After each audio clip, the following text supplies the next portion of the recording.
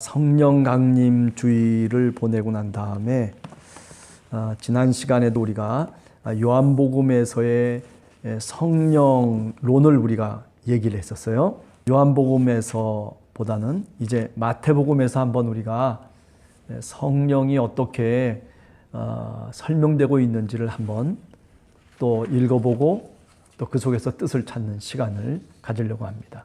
우리가 지난 시간에 요한복음의 성령론이라고 하는 것은 독특하게 파라클레토스라고 하는, 그래서 또 다른 보혜사 성령, 그렇게 표현을 해주고 있었잖아요. 이 성령의 역할이 뭐냐면은 예수님이 지상에서 제자들을 가르치고 그리고 제자들을 인도하시며 제자들을 이끌어 가셨던 것처럼 성령께서 이 땅에 오셔서 그래서 하나님의 백성들을 예수님이 그렇게 그들을 인도하셨던 것처럼 성령 보혜사도 그렇게 우리를 인도하실 것이라고 하는 것을 요한복음에서는 특별히 강조하고 있다라고 하는 거죠. 그래서 파라클레토스, 성령론 이렇게도 요한복음서 속에서는 얘기하고 있습니다. 자, 그러나 마태복음을 오늘 읽어보면서 마태복음 속에서는 어떻게 또 성령이라고 하는 것을 이해하고 있는지 한 번 더 생각을 해보려고 합니다. 조금 요한복음과는 다를 수도 있는 것이다 라고 하는 것을 여러분들이 먼저 염두에 두셨으면 좋겠습니다. 자, 우선 마태복음 3장 11절을 한번 찾아보도록 하겠습니다. 마태복음 3장 11절을 한번 읽어보겠습니다. 자, 같이 읽겠습니다. 나는 너희로 회개하게 하기 위하여 물로 세례를 베풀거니와 내 뒤에 오시는 이는 나보다 능력이 많으시니 나는 그의 신을 들기도 감당하지 못하겠노라. 그는 성령과 불로 너희에게 세례를 베푸실 것이요. 이게 누가 설교를 한 내용이에요? 그렇죠. 세례자 요한이 설교한 내용이에요. 나는 세례자 요한이 얘기하는 거예요. 내 뒤에 오시는 그분이 계신데 그분은 나보다도 능력이 많으셔서 내가 그분의 신발끈 매기도 감당치 못할 정도로 그렇게 능력이 크신 분께서 내 뒤에 오실 것이다. 나는 물론 세례를 주지만 그러나 그분이 오시면 성령과 불로 너희에게 세례를 주실 것이다. 자, 그렇다면 여기서 성령이라고 하는 게 어떤 역할을 얘기하고 있는 거죠? 세례의 영이다 라고 하는 것을 우리가 알 수가 있죠. 그죠? 세례의 영. 세례를 우리 교회 속에서 받지 않습니까? 그러면 어떻게 얘기해요? 우리가 마태복음 28장 19절에 보면, 그죠? 너희는 가서 모든 민족으로 제자를 삼아 누구와 누구와 누구의 이름으로 아버지와 아들과 성령의 이름으로 세례를 베풀고, 그렇게 말하고 있잖아요. 이게 마지막 선교 명령 가운데 한 구절이란 말이에요. 그러니까 물론 삼위일체 하나님이신 성령 하나님을 얘기하고 있음에도 불구하고 이 성령의 이름으로라고 하는 것이 무엇과 연관이 되어 있냐면 세례와 연관이 되어 있다라고 하는 것을 알 수 있죠. 자, 그런 점에서 저는 오늘 마태복음의 성령론을 얘기할 때 우선 첫 번째는 성령이 누구신가 라고 얘기한다면 세례의 영이시다. 이렇게 우선 여러분에게 말씀을 드리겠다 생각합니다. 그래서 교회가 또 입교하는 사람들에게 세례를 베푼다라고 하는 것은 그렇기 때문에 굉장히 중요한 것입니다. 그죠? 성령이 임하신다는 표현이에요. 물론 우리가 하나님의 백성이 됐습니다. 나는 교회의 일원이 됐습니다. 라고 하는 그런 법적인 어떤 의미도 분명히 있지만은 그러나 신학적으로 보면 세례를 받는다라고 하는 것은 내가 이제 새로운 구원의 백성이 되고 그리고 더 나아가서 성령이 나와 함께 거하시고 성령이 임하셨다라고 하는 분명한 표현 방식이 뭐냐면 세례라고 그렇게 말씀을 드릴 수 있는 겁니다. 성령이 임했다는 표시예요. 하나님의 백성이 되었다는 표시예요. 하나님이 인을 쳤다라고 하는 그런 분명한 표시가 뭐냐면 바로 우리가 세례를 받았다라고 하는 것이라고 그렇게 이해하시면 됩니다. 자, 그 다음에 3장 16절을 한번 다시 읽어보겠습니다. 3장 16절을 한번 읽어봅시다. 시작. 예수께서 세례를 받으시고 곧 물에서 올라오실새 하늘이 열리고 하나님의 성령이 비둘기같이 내려 자기 위에 임하심을 보시더니, 성령의 어떤 모습을 우리가 생각할 수 있겠습니까? 네. 성령이 하나님의 영이에요. 그죠? 그런데 그 성령이 비둘기같이 누구 위에 임했다는 거예요? 예수 그리스도 위에 임하셨다는 거예요. 어떤 때? 세례자 요한에게 세례를 받으실 때. 그러니까 물 세례를 받으실 때에 하늘이 열리고 하나님의 영이 예수 그리스도 그분 위에 임하셨다라고 하는 것을 얘기하고 있는 거죠. 여기도 물론 세례와 연관이 되어 있는 성령을 우리가 분명하게 깨달을 수가 있습니다. 성령이 우리에게 내린다라고 하는 것은 무엇과 같냐면 하늘이 열리는 것과 같은 거예요. 네. 우리가 눈으로 하늘이 열리는 것을 볼 수는 없죠. 그러나 성령이 우리에게 임한다라고 하는 것은, 성령이 나와 함께 하신다라고 하는 것은 나는 이제부터 뭐예요? 땅의 사람으로 사는 것이 아니라 하늘의 사람으로 살아가는 거예요.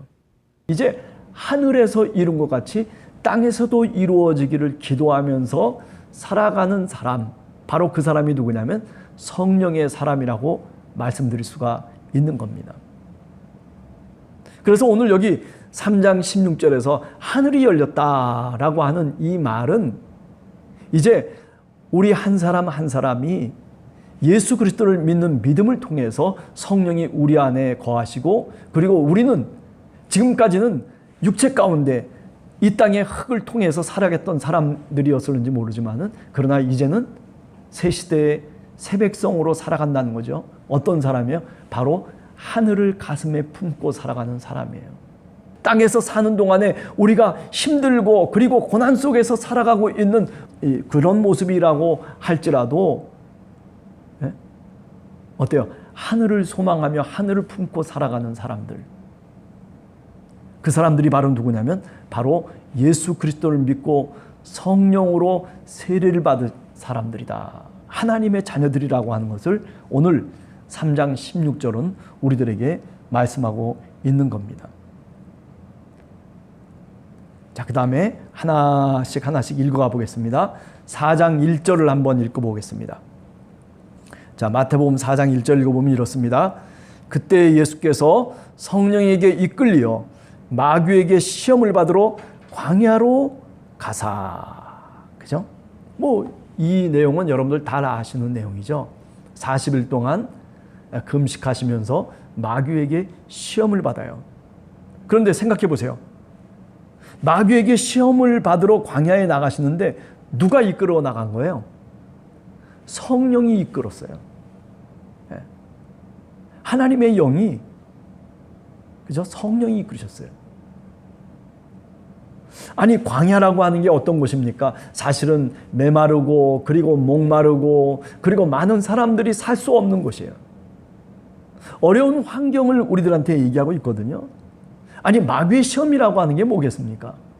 주렸기 때문에 떡의 시험이 있는가 하면, 또 꼭대기에 세워놓고 하나님의 아들이거든 네가 한번 뛰어내려봐라, 이런 시험도 있을 수 있고, 또 그런가 하면 천하만국을 보여주면서, 영광을 보여주면서 나한테 절을 해라, 그러면 내가 천하만국을 다 주겠다. 그죠? 근데 성령께서 예수 그리스도를 바로 그 시험의 현장으로 끌고 갔다는 거예요. 왜 끌고 간 걸까요? 그 시험의 현장 속에서 이겨낼 수 있는 그런 예수 그리스도 그분이시기를 원했기 때문에.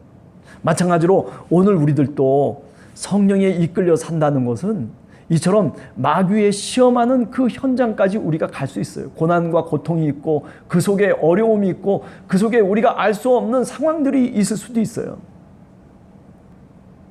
그러나 여기서 분명한 것은 뭐예요? 그런 장소임에도 불구하고 성령께서 함께 하셨다는 거예요. 그래서 그것을 이겨나가고, 그리고 그 시험 속에서도 믿음 잃지 않고, 그리고 하나님의 자녀로서 자기 자신의 정체성을 더욱더 굳게 믿는 그런 믿음의 백성으로 우리를 삼아주신다는 거죠. 누가? 성령께서 우리를 그렇게 인도해 가시는 거예요.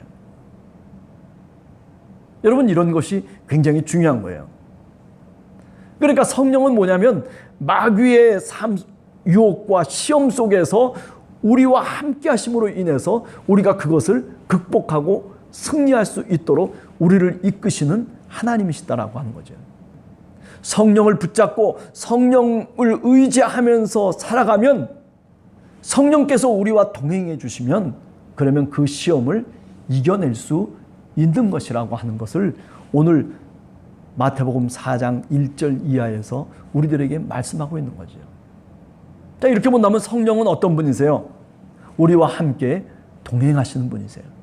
우리의 손을 놓지 않으시고 우리를 꼭 붙잡고, 그리고 어느 곳에서든지 간에 죽음의 그 골짜기 속을 지난다 손 치더라도 그 성령의 손을 내가 의탁하고, 그리고 그것을 의지하면 그 죽음의 골짜기라도 이겨낼 수 있는 힘을 누가 주시는 거예요?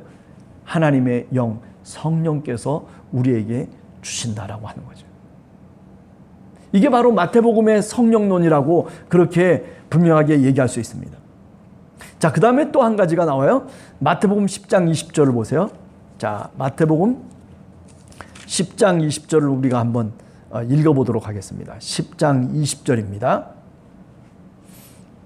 자, 말하는 이는 너희가 아니라 너희 속에서 말씀하시는 이 곧 너희 아버지의 성령이시니라. 내용은 이렇습니다.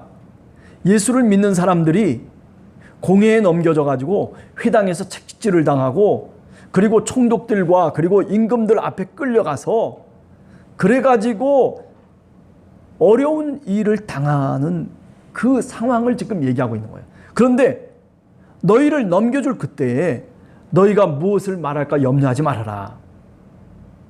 그때에 너희에게 할 말을 누가 주신다는 거예요? 성령 하나님께서 주실 것이라고 하는 거죠. 네? 그래서 20절에 말하는 이는 너희가 아니고 너희 속에 있는 아버지의 성령께서 말씀하신다라고 얘기했어요. 그래서 이 마태복음 10장을 통해서 우리가 깨닫는 것은 뭐냐면, 아, 그렇구나. 네. 내 속에서 말씀하시는 성령 하나님. 네.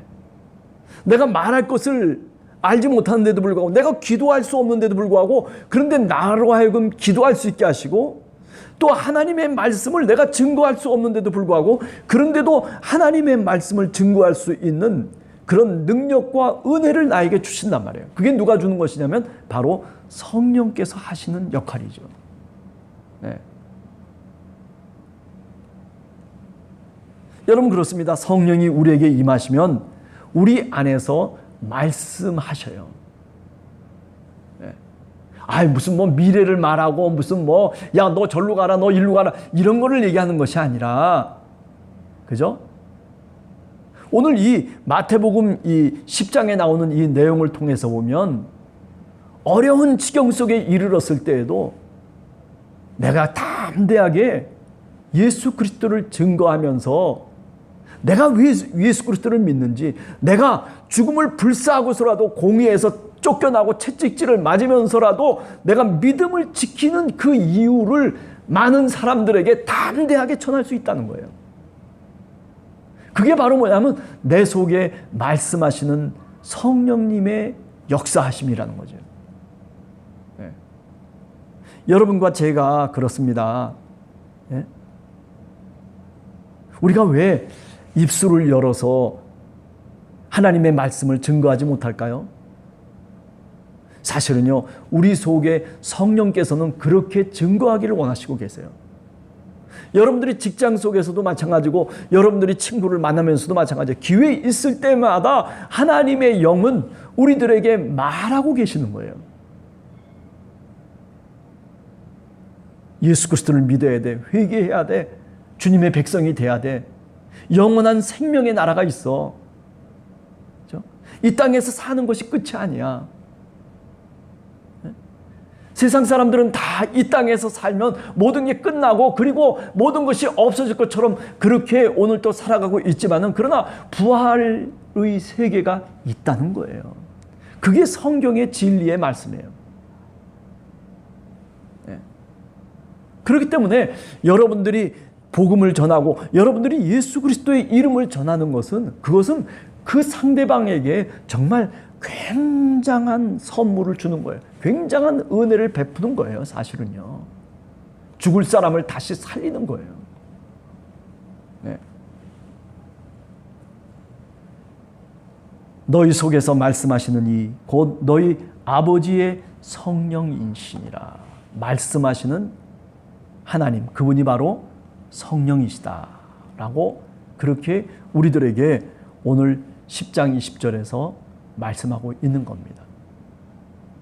여러분들 속에, 제 속에 성령께서 오늘 또 말씀하고 계십니다.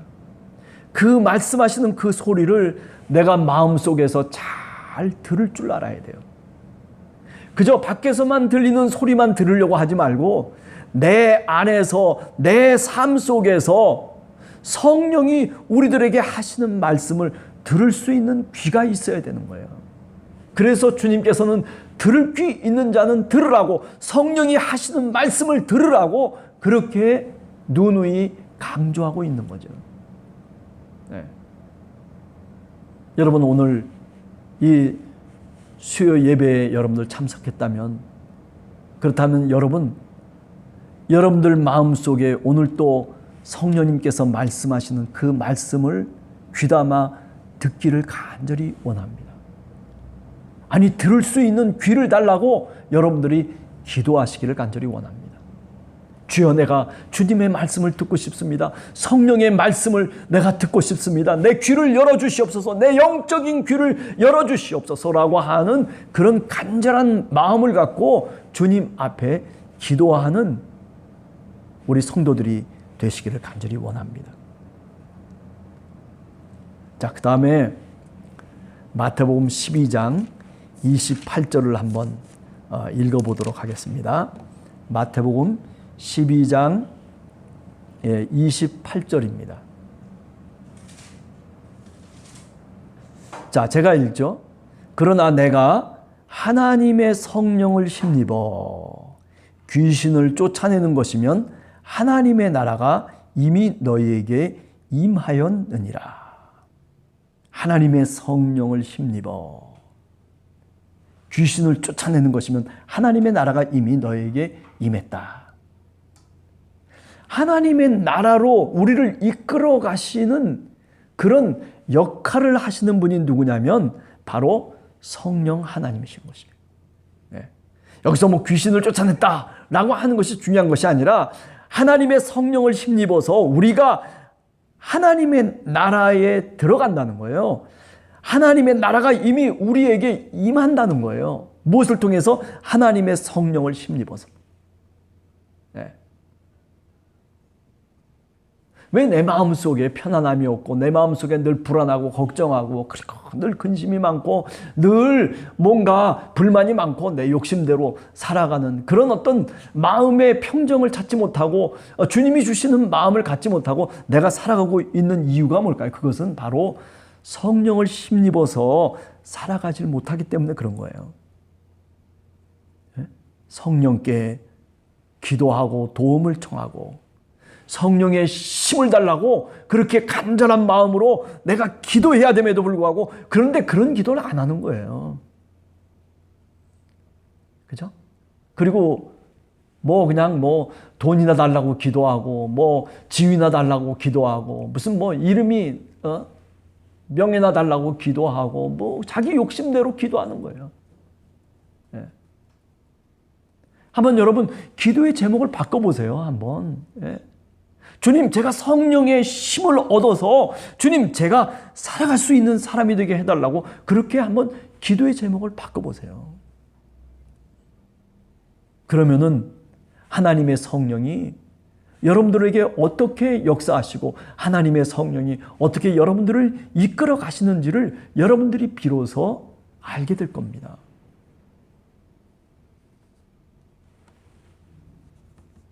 왜 우리가 문제 많은 속에서도 그죠? 문제를 해결하지 못하고 왜 발버둥 치면서 그리고 몸부림치면서 왜 살아가고 있는 것일까요? 그것은요, 사실은 엄밀한 의미에서는 성령의 힘을 빌리지 않기 때문에 그런 거예요. 내 마음속에 들끓는 것만 들끓고 그리고 성령의 힘을 얻어서 하나님의 도우심 속에서 살아가고자 하는 그런 간절한 믿음이 사실은 없는 거예요.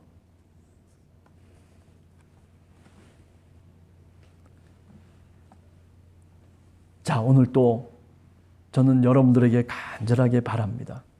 여러분들의 기도의 제목이 주님, 저에게 성령의 힘을 덧입혀 주시옵소서라고 하는 그런 기도의 제목이 여러분들의 기도가 되기를 간절히 주님의 이름으로 축원합니다.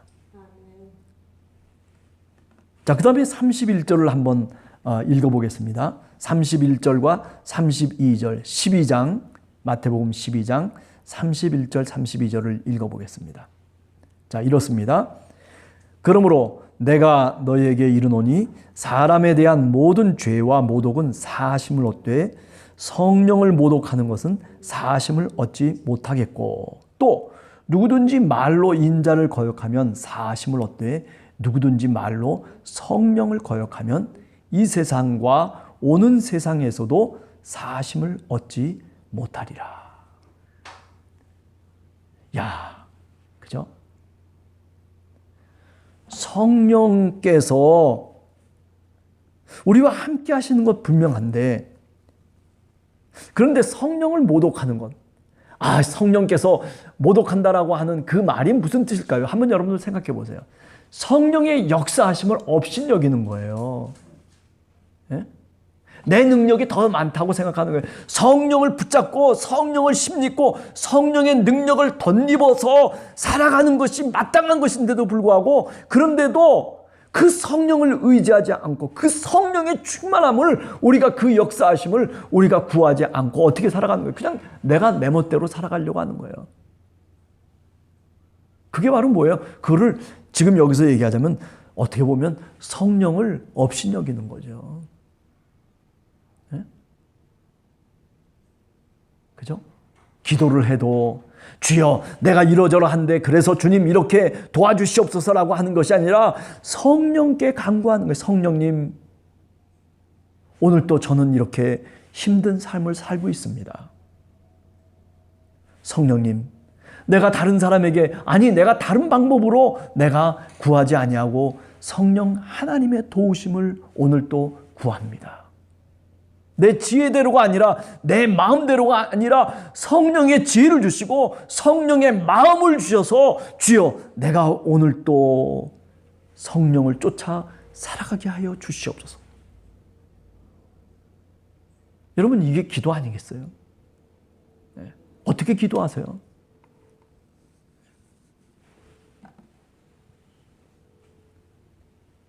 성령을 업신여기고 성령을 거역하고, 이 말의 뜻이 도대체 뭘까요? 우리들은 정말 어떤 모습으로 오늘 또 믿음의 삶을 살아가고 있는 걸까요? 그죠? 뭔가 내가 어떤 일을 하기 전에 정말 성령의 도움을 구하면서 성령의 도우심을 덧입기를 위해서 여러분들이 정말 기도하고 있는지 저는 묻고 싶어요. 네. 여러분, 신앙생활이라고 하는 거는요, 그냥 장난이 아니잖아요. 그죠? 죽느냐 사느냐라고 하는, 네. 우리가 햄릿에서 나오는 to be or not to be, that is question. 그게 문제라는 거예요. 죽느냐 사느냐.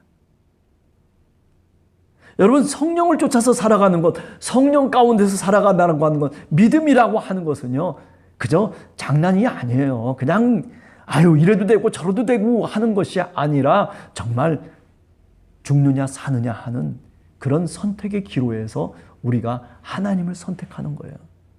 그게 믿음이에요.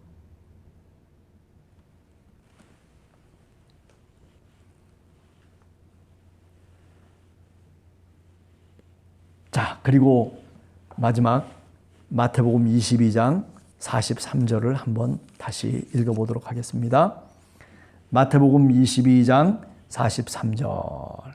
이르시되 그러면 다윗이 성령에 감동되어 어찌 그리스도를 주라 칭하여 말하였느냐. 예. 뭐 내용이 중요한 것이 아니라 오늘은 성령론이에요. 예. 그죠?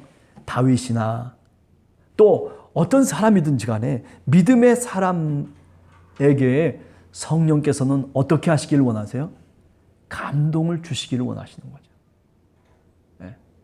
성령의 감동으로 내가 믿음의 고백을 하고 성령의 감동으로 내가 이 세상을 살아가기를 원하시는 분은 나보다 더 원하시는 분이 누구냐면 바로 우리 주님이세요. 그죠?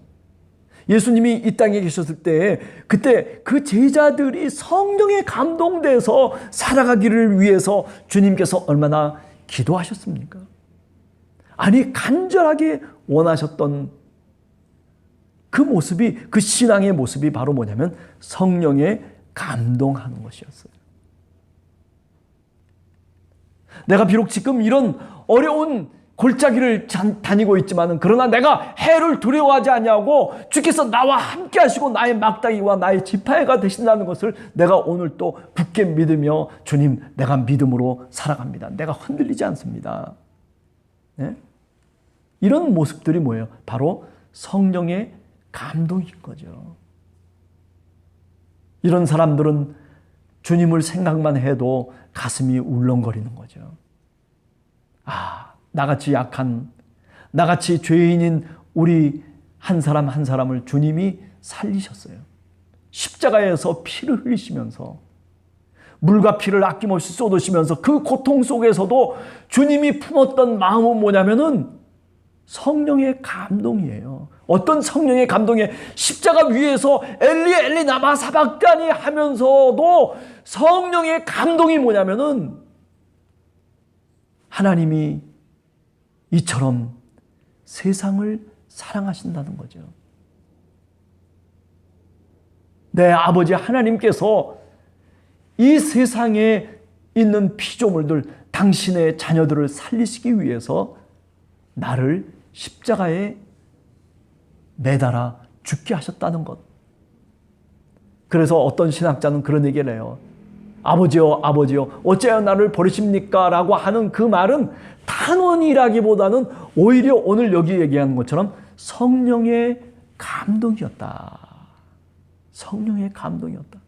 아니, 이토록 주님이 내 아버지 당신이 이토록 세상을 사랑하십니까? 라고 하는 그런 성령의 감동이었다는 거죠. 네. 여러분, 신앙생활이라고 하는 것은요, 여러 가지 우여곡절이 있어요. 그러나 그 우여곡절을 겪으면서 우리는 믿음의 사람이 되는 거예요. 비록 내가 오늘 바닥을 치고 있을지라도 내 마음속에 성령의 감동을 주님 앞에 기도해야 되는 겁니다.